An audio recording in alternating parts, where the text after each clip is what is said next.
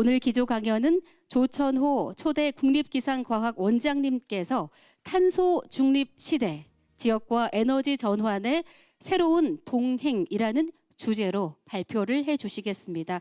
오늘 이 부산 SK 해피니스 포럼을 위해서 정말 소중한 걸음 해주신 만큼 여러분의 많은 관심 부탁드리겠습니다. 자, 그럼 여러분의 큰 박수로 원장님을 무대 위로 모시겠습니다. 박수 부탁드리겠습니다. 네, 안녕하세요. 저는 대기과학자 조천호라고 합니다. 부산 SK 해피니스 포럼에서 여러분들과 함께 이 기후위기에 대해서 이렇게 생각할 수 있는 시간을 갖게 돼서 굉장히 기쁘게 생각을 합니다. 저는 이 기후위기라고 하는 것이 바로 우리의 사회, 우리 대한민국이 더욱더 더 나은 그러한 나라가 될 수 있는 굉장히 좋은 그러한 기회가 될 수 있다라고 그렇게 생각을 하고 있거든요. 바로 그러한 이야기를 나눠보고자 합니다. 여기 맨 앞에 줄무늬에 이제 디자인이 하나 있는데, 저거는 지난 1850년 이후 전 세계 지구 평균 기온이 상승하는 모습을 보여주고 있고요. 이 아래 이 그림은 바로 우리나라에서 바로 기온의 상승을 보여주고 있어요. 자, 이 모습이 우리 뭉크의 절규라고 하는 그 유명한 그림이 있잖아요. 그걸 옆으로 확 늘려놓으면 상당히 좀 비슷합니다. 바로 이 줄무늬 이 디자인 이 안에는 바로 굉장히 우리가 이대로 갔다가는 바로 우리의 문명이 파국으로 이제 들어갈 수 있다라고 하는 이러한 징조가 심어져 있다라고 하는 거죠. 오늘날 우리가 이 기온이 상승된다라고 하는 거, 그러면 극단적인 날씨가 자주 일어나게 되고, 그렇게 되면 우리가 마실 수 있는 물, 그다음에 적절한 식량, 우리의 삶의 거주지가 이제 무너지게 될 것이고, 그렇게 되면 우리 사회가 불안정하게 되고 사회적 갈등이 일어나고, 그다음에 정치적 불안정이 일어나고, 그렇게 되면 또 난민까지 발생을 하고, 결국 이 세상이 아수라장이 된다라고 그렇게 보고 있거든요. 그래서 전 세계가 바로 이 기후 위기에 대해서 관심을 갖게 되는 것입니다. 자, 그러면 우리 인류의 이 문명이라고 하는 것이 어떠한 기후 환경 조건에서 만들어졌고 또 만들어 갈 것인가에 대해서 한번 살펴보도록 하겠습니다. 이 그림은 지난 40만 년 전부터 2100년까지의 이제 기온의 변화를 보여주고 있어요. 과거를 보니까 기온이 오르락내리락 10만 년의 주기, 천문학적인 조건에 따라 갖고 간빙기를 갖다 빙하기 갖다 하는 이런 변화들이 있었습니다. 우리 인류, 현생 인류, 우리 호모 사피엔스가 이 지구상에 등장한 거를 약 30만 년 전이다라고 그렇게 보고 있고요. 5만 년인 전에는 동굴에다 거의 완벽하게 짐승의 그림을 그려내고 동물의 뼈를 갈아갖고 바늘을 발명해서 옷 두께 맺기 시작을 합니다. 그래서 5만 년 전이면 오늘날 우리의 뇌하고 거의 동일한 존재가 이 지구상에 있었다라고 그렇게 보고 있어요. 자, 그런데 우리가 농업을 시작한 이 신석기는 고작 10,000년 전의 일이에요. 오늘날 우리는 몇십 년 만에 온 세상을 싸그리 다 바꿔놓는 이러한 존재들인데, 어떻게 우리의 조상들은 그 긴 시간을 구석기 시대에서 벗어나지 못했는가를 바로 이 자료가 설명을 해주고 있습니다. 자, 지금으로부터 수만 년 전 보니까 기온이 낮아요. 빙하기였어요. 자, 이 빙하기 때는 지금보다 지구 평균 기온이 5도 정도가 낮았습니다. 기온이 낮게 되면 바다에서 수증기가 많이 증발을 하지 않아요. 구름이 많이 안 만들어지죠. 그러다 보니까 비가 굉장히 적게 내려서 저 빙하기 때는 엄청나게 건조한 기후였었다라고 그렇게 추정을 합니다. 농사가 비가 잘 내려야 되는데 농사짓기가 굉장히 어려웠죠. 자, 그다음에 지금보다 5도가 낮았는데 저 빙하기 때, 빙하기라 갖고 얼음이 다 지구를 둘러쌌던 건 아니에요. 지금 육지 면적의 약 25%를 빙하기 때는 빙하가 덮고 있었습니다. 오늘날은 그린란드 남극, 여기가 육지인데 그 위에 빙하가 덮여지고, 오늘날은 약 10%를 빙하가 덮고 있어요. 그러니까 이 빙하기 때, 수만 년 전 빙하기 때는 지금보다 2.5배 더 넓은 영역의 빙하가 차지를 하고 있었죠. 자, 지금 바람이 불고 천둥 번개가 치고 막 비가 내리고 하는 거, 이거 왜 일어나냐? 적도 쪽은 햇빛을 많이 받고 극쪽은 햇빛을 적게 받아요. 에너지 차이가 생기죠. 자연의 법칙은 이런 차이를 그대로 두지 않습니다. 이걸 차이를 없애기 위해 갖고 온갖 운동들이 일어나면서 바로 바람도 불고 비도 내리는 거거든요. 지금보다 저 빙하기 때는 그 북극 쪽에 2.5배나 더 넓은 영역의 빙하가 차지했어요. 자, 그러니까 햇빛이 들어왔다가 반사돼서 우주로 돌아가 버리는 햇빛의 양이 훨씬 많았습니다. 그러다 보니까 지금보다도 적도와 극간의 에너지 차이가 엄청 컸던 거예요. 그래서 바람이 엄청나게 세게 불어갖고 오늘날보다 약 10배 정도의 극단적인 날씨가 저 빙하기 때는 발생했었다고 그렇게 추정을 하고 있습니다. 지금 대한민국에서 가장 극단적인 날씨 태풍이죠. 태풍이 하나 우리 평야지대를 쓸고 지나가요. 그러면 벼세우기 해갖고 한 해 추수가 겨우겨우 가능합니다. 만약 매년 우리나라 평야지대에 태풍이 한 10개 들어온다라고 한번 상상을 한번 해보세요. 누가 농사를 짓겠습니까? 그렇게 허리 아프게 농사를 지어놨더니 나달이 서너 개밖에 안 달린다. 이러한 기후 환경 조건에서 우리 인간은 결코 농사를 짓지 않죠. 그래서 우리 학교 다닐 때 구석기 시절의 생존 방식은 수렵, 동물들 쫓아다니면서 때려잡아 먹고 채집 이미 달려있는 거 따먹는. 저때 저분들이 우리보다 머리가 나쁘나 갤러 터져서 구석기 시절을 산 것이 아니라 당시의 기후 환경 조건이 농업이 불가능했기 때문에 구석기 시절의 생존 방식으로 살 수밖에 없었다. 라고 하는 것이죠. 자, 그러다가 2만 년 전부터는 이 이제 기온이 상대 천문학적인 조건이 변하면서 기온이 쫙 올라갔어요. 지금으로부터 12,000년 전을 보니까 기온이 많이 올라갔습니다. 자, 여기서 중요한 거는요. 기온이 상승했다가 아니라 기온이 안정화되었다라고 하는 거예요. 기후가 저렇게 딱 안정이 되니까 저때서야 비로소 우리 인간은 씨앗을 심는 농업이 저기에서 출현을 하는 것이고요. 오늘날 80억이라고 하는 사람들이 지금 살아가고 있는데 이 사람들을 구석기 시절에 수렵과 채집으로도 먹이 살릴 수가 없죠. 오직 이건 농업 하나만이 바로 이 농업만이 이 80억을 먹여 살릴 수가 있다라고 하는 겁니다.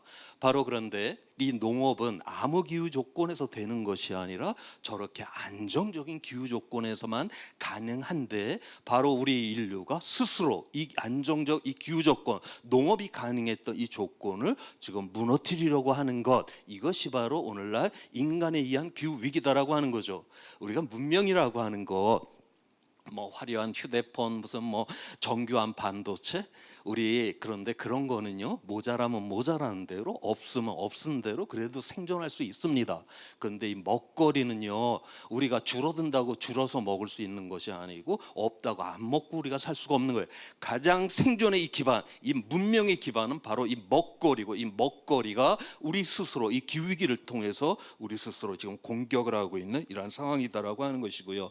자, 여기서 우리가 이제 산업혁명이 일어나갖고 화석연료 태우기 시작을 했고, 그래서 온실가스 배출량을 높여놨더니 기온이 상승돼서 지금 약 1도 정도가 지금 올라와 있습니다. 여기서 좀 의아하죠. 야, 하루에도 지금 10도 이상이 변하는데 우리나라 여름철 최고 기온, 겨울철 최저 기온 50도로 왔다 갔다 해도 우리 별일 없이 잘 살아가는데 저 1도가 뭐라고. 저거는 어떤 지점의 변화가 아니라 지구 전체 평균의 온도가 지금 1도가 변했다라고 하는 거예요. 저거는 엄청난 에너지를 지금 의미를 합니다. 과거에 보니까 기온이 오르락내리락 했었어요. 이거 사람들이 일으킨 거 아닙니다. 자연 스스로도 이렇게 기온이 오르락내리락 했죠. 자, 그래서 과거에 기온이 상승될 때 자연적으로 가장 빠른 속도가 어느 정도냐면 자연에서는 1000년의 1도 상승이 가장 빠른 속도입니다. 자, 그런데 오늘날 우리는 인간들은 지금 화석연료 태워갖고 100년 만에 1도로 상승을 시켜놓은 거예요. 자연에서 가장 빠른 속도보다 이미 10배나 빠르게 변화를 일으킨다라고 하는 거죠. 자, 그러면 기후가 균형을 잡고 있다. 갑자기 자연에서 가장 빠른 속도보다 10배나 빠르게 변화가 확 일어난다. 그럼 이 균형이 무너지게 되겠죠. 기후가 균형이 무너지게 되면 결국 극단적인 날씨가, 이게 이제 기후가 불안정해지면서 극단적인 날씨가 자주 일어나는 이러한 상황이 된다라고 하는 것입니다. 자, 그래서 현재 이 상황에서 우리가 지금 현재 보면은 현재 이 상황을 우리가 계속 가면 약 2100년에 2.7도 내지 한 3.2도까지 지금 기온이 상승되게 될 거다라고 보고 있습니다. 저 정도면 결국 우리의 삶의 이러한 거주지가 이제 붕괴로 들어가면서 문명 자체를 유지하기가 대단히 지금 어렵다라고 그렇게 보고 있어요. 자, 그래서 유엔에서는 2015년에 파리 기후 협정을 맺어갖고 지구 평균 기온을 2도 이내로 2도 이내 가급적 1.5도를 막기로 국제적 약속이 돼 있습니다. 자, 여기서 이 2도라고 하는 거를 보니까 과거로 돌아가서 보니까 인류가 이 지구상에 등장한 이래 단 한 번도 지구 평균 기온이 2도 이상 올라가 본 적이 없습니다. 자, 우리가 2도 이상을 상승시켰다라고 하는 거는 우리 인류는 단 한 번도 살아보지 않았던 바로 전임 미답의 새로운 환경 조건으로 들어간다라고 하는 거.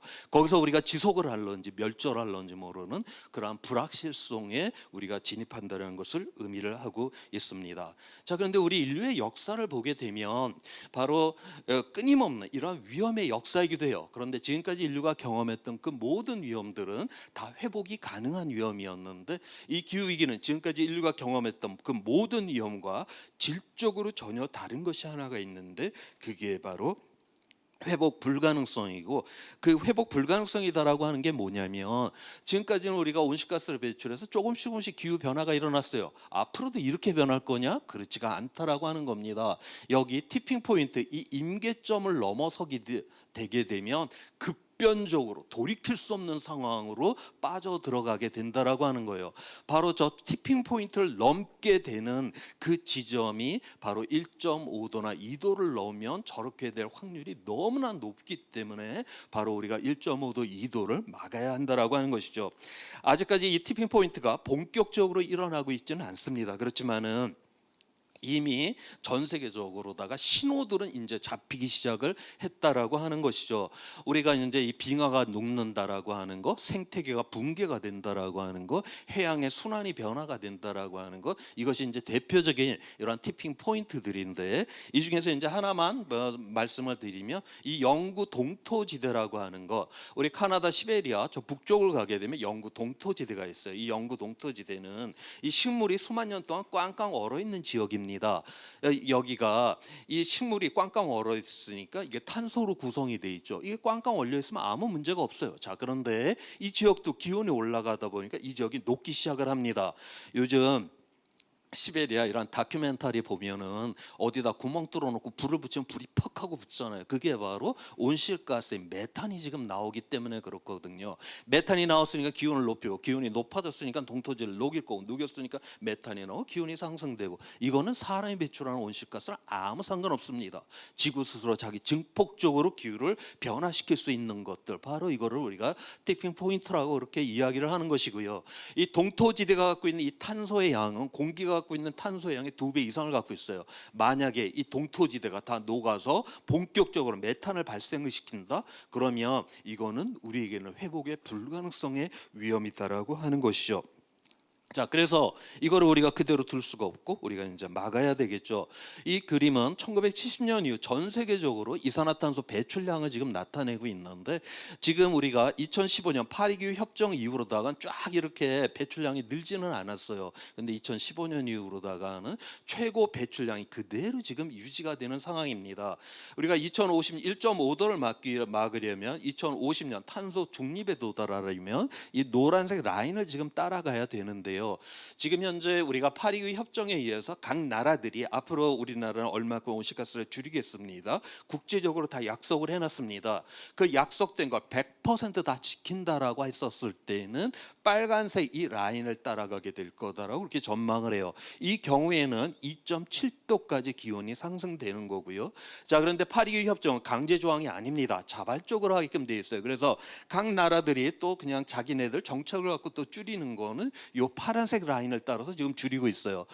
그나마 2021년, 2022년, 2023년도 해서 매년 저것이 조금씩 줄어서, 야, 이 추세로 그냥 가면 2100년에 요 파리기후 협정 이거는 좀 달성되지 않을까라고 지금까지는 이제 그렇게 전망을 했었는데, 아시는 바처럼 이제 기후 변화를 부정을 하는 트럼프 대통령의 이제 등장으로 인해서 야, 여기까지 이제 못 간다. 이 파란색 라인 이 정도 선에서 끝나게 될 거다. 그러면 약 3.2도까지 기온이 상승된다라고 그렇게 보고 있습니다. 그러면 이 불안정성은 어마어마하게 돼서 아마 그러면 이 문명은 견디지 힘들 거다라고 보고 있고요. 자, 그러면 여기서 이 세상에 가장 강력한 나라의 대통령이 기후 변화를 부정을 하니 이제 미국은 온실가스 배출량을 팍팍 늘릴 거냐? 자, 그것도 만만치는 않습니다. 자, 이건 미국에서 여기 보라색으로 분홍색으로 되어 있는 거는 석탄 발전량입니다. 이 미국은 2005년도에 온실가스 배출량 최고점을 찍었고 그 뒤로 계속 지금 미국도 줄고 있는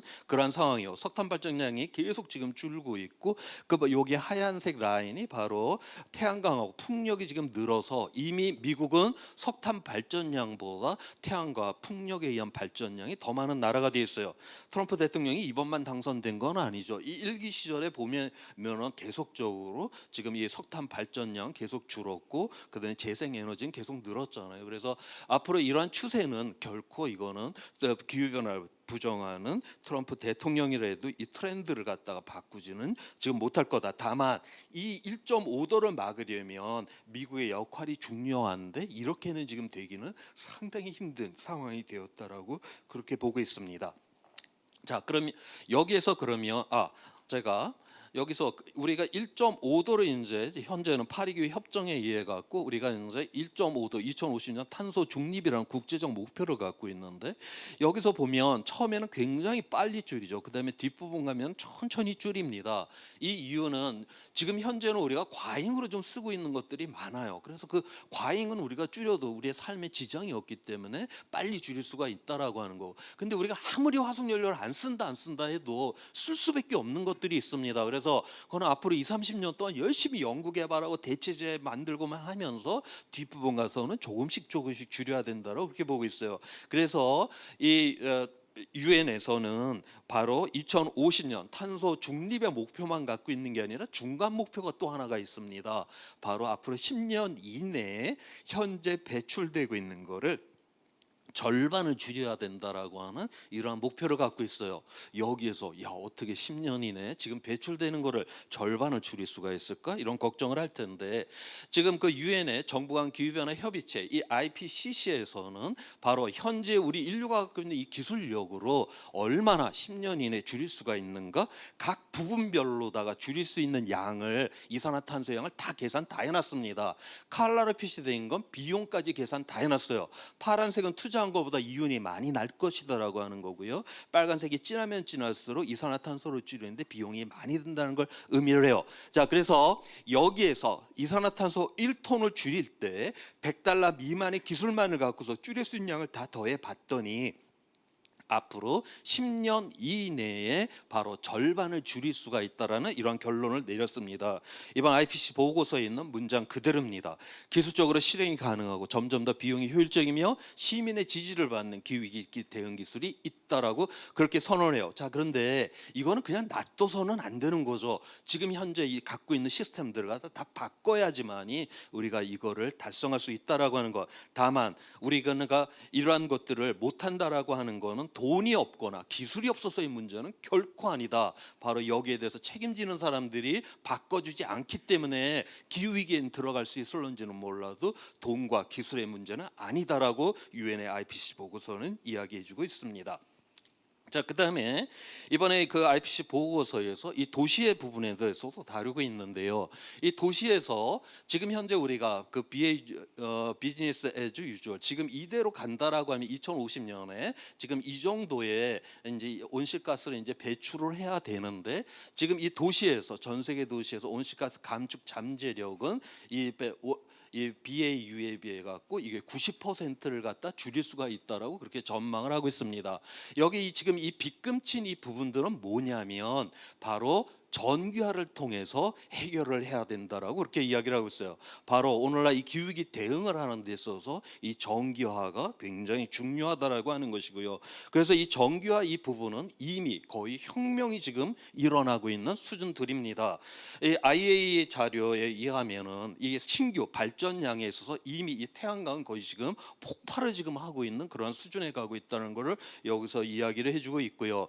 그다음 2023년도 기준으로 해갖고 청정 에너지와 관련 청정 에너지 분야가 GDP에서 전체 성장의 약 10% 성장분의 10%를 청정 에너지에서 차지를 하고 있다라고 하는 겁니다. 특히 이 중국이라든가 지금 유럽 같은 경우는 걔네들의 그 성장분의 20% 이상은 다 지금 이 청정 에너지에서 지금 나오고 있다. 그래서 이 청정 에너지 이 분야가 바로 새로운 성장의 이제 동력으로 본격적으로 시장에서 등장하기 시작을 했다라고 된다라고 하는 것을 여기서 이야기를 해주고 있어요. 자, 그다음에 이 일자리와 관련된 건데 이 재생에너지와 관련돼서 2012년도에 전 세계적으로 730만 명의 일자리가 있었는데 2023년도 기준으로 1620만 명으로 증가를 했고요. 만약에 우리가 1.5도를 2050년까지 막아야 된다라고 했었을 때는 이 재생에너지 분야에 4200만 명의 일자리가 필요하다고 보고 있고, 이미 화석연료하고 재생에너지 똑같이 투자를 했었을 때 같은 비용에서 일자리는 재생에너지 쪽이 3배가 더 나온다. 왜냐하면 우리가 화석연료는 어떤 공장 거기에, 그다음에 요즘 자동화도 엄청나게 돼 있기 때문에 그렇게 일자리가 많이 그렇게 늘어나지 않습니다. 그런데 재생에너지는 약점이기도 하지만 얘는 분산망으로 전국에 다 깔려 있어야 되고 그거를 다 유지, 관리, 보수를 해야 되기 때문에 상당히 많은 일자리가 필요하다는 걸 여기서 이야기를 해주고 있습니다. 우리나라 부분에 대해서도 이미 계산이 나와 있는데요. 1.5도를 막는 경우에 2050년에 재생에너지 분야의 일자리가 200만 명까지 된다라고 하는 거, 이거는 어떤 특정 공단에 들어가는 게 아니라 전국에 풀려야 되는 일자리예요. 지금 지역 소멸이 된다고 난리들인데 바로 우리의 사회 문제도 해결할 수 있는 그러한 것이 바로 재생에너지에 있다라고 하는 것입니다. 그다음에 이번에 IPCC 보고서에서는 기업과 관련된 이런 챕터가 따로 있어요. 그 제목이 투자 및 재정이라고 하는 것인데, 여기서 기업 입장에서 물리적 위험이다라고 하는 건 뭐냐면, 몇 년 전에 포항으로다가 태풍이 지나가면서 포철이 침수를 당하면서 이 생산의 차질, 그다음에 시설물의 그 파손으로 인해 갖고 1조 원 이상의 그냥 피해가 나버렸습니다. 바로 기후 변화로 그런 물리적 위험이 있다라고 하는 것이고요. 그다음에 전환의 위험이다라고 하는 거는 전 세계가 만약 1.5도를 막는 이러한 것으로다가 열심히 내달려간다, 이랬을 때 혼자 화석연료 산업을 쥐고 있다가는 바로 이러한 투자를 못 받고 그다음에 자산의 가치의 하락으로 인한 전환의 위험 속에 빠지게 된다라고 하는 거죠. 여기에서 우리가 3, 4도까지 지구 평균이 올라갔다, 이건 기후위기를 대응하지 않는 경우입니다. 그러면 이건 뭐 전 세계가 기후위기를 대응하지 않으니까 전환의 위험은 없어요. 그 대신에 이러한 물리적 위험에 빠지게 될 거다라고 하는 거고요. 1.5도, 2도를 막는다, 이건 열심히 기후위기를 막는 경우입니다. 그랬을 경우에 물리적 위험은 적지만 바로 이 전환의 위험에 빠지게 된다라고 하는 거죠. 이 전환의 위험으로 가게 되는 그 중요한 것이 바로 정책의 신뢰도입니다. 이게 어떤 정부가 들어서면 이게 재생에너지 열심히 하자라고 그러고, 어떤 정부가 들어서면 재생에너지 그것과 할 필요 없더라고 그러고, 그러면 이건 기업 입장에서 이거 투자를 해야 돼, 말아야 돼, 오락가락 하다가 결국 이러한 위험 속에 빠지게 된다라고 하는 거죠. 그래서 기업 입장에서는 만약 기후위기가 일어난다라고 했었을 때는 저 물리적 위험에 대응 체계를 갖춰야 되는 거고, 만약에 기후위기를 적극적으로 맞는 세상이 되었다라고 했었을 때는 이러한 화석 연료에 대한, 이러한 산업에 대한 어떤 전환이 굉장히 긴급하다라고 하는 것을 여기서 이야기를 해주고 있습니다. 자, 그래서 이렇게 지금 기온이 상승되고 있는데요. 올해 한국은행에서 우리가 이 기후위기 대응과 관련돼서 금융권의 이 피해액인데, 이거를 제대로 대응하지 않는 경우에 2100년에 매년 40조 원 이상의 지금 피해가 날 거라고 한국은행에서 올해 발표를 했고요. 그다음에 독일의 포스담 기후 영향 연구소에서 전 세계적으로 우리가 현재 배출량이 그대로 유지가 되는 경우 2050년이면은 2도 이상이 이제 반드시 돌파가 됩니다. 그때 전 세계에서 1년 동안 2050년에 이 피해액이 38조 달러가 피해액이 될 거다라고 하는 거고요. GDP로 따지게 되면 약 19%가 줄어들게 될 거다. 우리나라만 따지면 14%가 2050년에 2도 이상까지 올라가면 줄어들게 된다. 이 14%가 어느 정도냐? 98년도 IMF 외환위기 때 우리가 한 해 5%가 줄었습니다. 바로 우리가 기후위기를 대응하지 않아갖고 찾아오게 될 이 경제 위기는 IMF 외환위기 지금 3배짜리가 우리를 향해서 지금 다가오고 있다는 걸 여기서 지금 이야기를 해주고 있습니다. 자, 그래서 우리가 기후위기를 적극적으로 대응을 해서 이 지속가능한 길로 갈 수 있는 길이 있고요. 전혀 대응을 하지 않아서 파국으로 가는 길이 있는데, 여기서 중요한 게 바로 시간의 개념이에요. 2030년까지 전혀 이를 우리가 이 기후위기를 제대로 전 세계적으로 대응하지 않는다. 그러면 이 녹색의 길로 갈 수 있는 모든 길이 다 차단돼 버린다라고 하는 거죠. 그래서 이번에 IPCC 6차 보고서에서는 결론으로다가 앞으로 10년 동안에 우리 인류의 선택이 그 후에 수천 년의 지속 가능성을 결정하게 될 것이다라고 하면서 지금 이 지속 가능한 창문이 너무나 빨리 닫히고 있다. 당장의 대응을 요구를 하고 있습니다. 야, 그러면 이게 어떻게 10년 안에 이렇게 세상을 확 바꿔놓을까? 그런데 이미 이러한 변화들은 또한 일어나고 있다라고 하는 거죠. 지금 이 혁신의 확산에서 우리의 사회를 이렇게 보게 되면 우리가 새로운 기술이라든가 새로운 가치라든가 새로운 정책이 나왔을 때 금방 그거를 수용을 하는 사람들이 있고요. 모든 사람이 다 수용한 다음에 뒤에서야 따라오는 사람들이 있습니다. 사회 구성원은 항상 이런 식으로 구성이 된대요. 자, 그래서 먼저 이 혁신가하고 초기 수용자가 여기 16%까지 도달될 때까지는 굉장히 이게 천천히 일어납니다. 그런데 이 16%를 넘게 되면 굉장히 빠른 속도로다가 이게 이제 확산이 되는 것이죠. 자, 그런데 바로 지금 이 태양광하고 풍력이 이 북반구 나라에서 전체 전력 중에 생산량의 북반구 나라에서 이미 이제 16%에 이미 도달을 했습니다. 자, 어떤 일이 일어났느냐? 지금 이 태양광은 1954년도에 처음 하나 설치가 되었고요. 2022년 68년 동안 설치가 되었던 것이 2023년도, 2024년도 딱 두 해 만에 지난 68년 동안 설치됐던 게 두 해 만에 다 설치가 돼 버리는 이러한 지금 폭발이 지금 일어나고 있다라고 하는 이미 변화는 시작이 되었다라고 하는 것이죠. 자, 그다음에 이번에 IPCC 보고서에서는 우리가 이 1.5도를 막으려고 하면 선진국 같은 경우는 GDP의 2 내지 4%, 그다음에 개발도상국은 4 내지 9%를 투입을 해야 된다고 보고 있어요. 전체적으로 보면 약 4% 정도를 투입을 해야지만 1.5도를 막을 수가 있다. 우리가 그렇다라고 해서 전혀 여기에 투입을 하는 거 안 하는 건 아니고요. 이미 지금 현재 투자되는 거에 약 두 배를 투자를 하게 되면 우리는 1.5도를 막을 수가 있다라고 하는 거죠.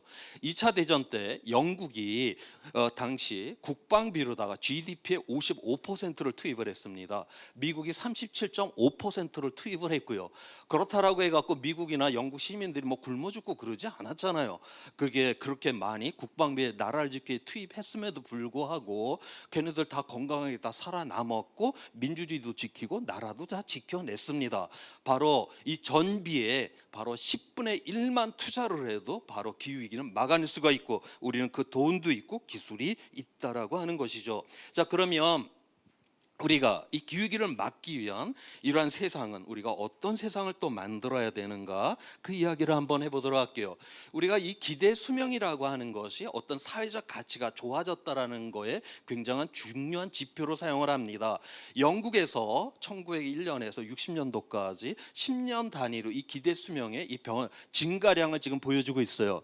1911년에서 21년, 1940년에서 51년, 이때 영국은 기대 수명이 가장 크게 늘어났습니다. 저 때가 언제냐? 영국은 1차 세계대전, 2차 세계대전을 치를 때 가장 사회적 가치가 높아졌다라고 하는 것이죠. 이거는 결국 이런 우리가 위기가 왔었을 때 이 위기를 극복한다는 거, 각자 도생으로다가는 절대로 위기 극복을 못합니다. 바로 저 전쟁이란 그 위기 속에서 이 영국의 시민들은 바로 내 조국에 이거는 지켜야 될 만한 가치가 있는 나라니까 열심히 지켜야지, 협력과 그 연대를 통해서 이러한 나눔의 문화라든가 그러면서 이 공공성이 최고조에 이르면서 오히려 저 전쟁통에 가장 사회적 가치를 높여냈다라고 하는 것이죠. 오늘날 우리는 이 기후 위기라고 하는 거, 이건 각자의 능력으로 이거 해결 못합니다. 바로 우리의 협력과 연대와 우리가 정의롭고 이러한 연대적인 더욱더 좋은 사회를 만들어내야지만이 우리가 극복이 가능한 것이고, 또한 기후 위기 극복하는 과정에서 우리는 더욱더 좋은 공동체를 만들어낼 수가 있다라고 하는 것입니다. 오늘 이야기 마지막입니다. 제가 IPCC 이제 그 보고서 이야기를 했는데 이번에 IPCC 6차 정책 결정자를 위한 보고서에 지금 표지를 지금 보여드리고 있어요. 여기 표지 사진이 바로 대한민국 사진입니다. 우리 대한민국 지리산의 이제 사진을 이번에 IPCC 6차 정책 결정자를 위한 보고서를 장식을 하고 있는데요. 이 사진의 제목이 새벽을 여는 안개입니다. 새벽에 찍어서 안개가 껴갖고 우리가 가고자 하는 이 길이 흐릿 흐릿한 이러한 모습을 지금 보여주고 있어요. 지금 마치 오늘날 이 기후 위기 때문에 우리의 인류의 미래가 지금 흐릿한 이러한 모습을 상징하기도 합니다. 그렇다라고 했고 이 세상이 새까맣고 깜깜해서 아무것도 안 보이는 이런 세상은 아니죠. 바로 안개가 껴 있기는 하지만 그래도 우리가 가야 되는 그 길의 윤곽선과 그 불빛은 남아 있잖아요. 그래서 바로 이 기후 위기 속에서도 우리에게는 가능성이 있고 희망이 있다라고 하는 이 메시지를 우리의 지리산이 보여줬기 때문에 이번에 IPC 6차 정책 결정자를 위한 이 보고서에 이 표지를 장식했다라고 합니다. 바로 이 기후 위기다라고 하는 것, 바로 이거는 우리에게 더 나은 세상을 갈 수 있는 바로 우리 스스로가 디딤판으로 삼는 그러한 기회로 삼아야 되지 않을까 하면서 제 이야기를 마무리하도록 하겠습니다. 고맙습니다. 네, 탄소 중립 시대, 지역과 에너지 전환의 새로운 동행을 주제로 기조 강연을 해주신 조천호 초대 국립기상과학 원장님께 여러분 다시 한번 큰 박수 부탁드리겠습니다.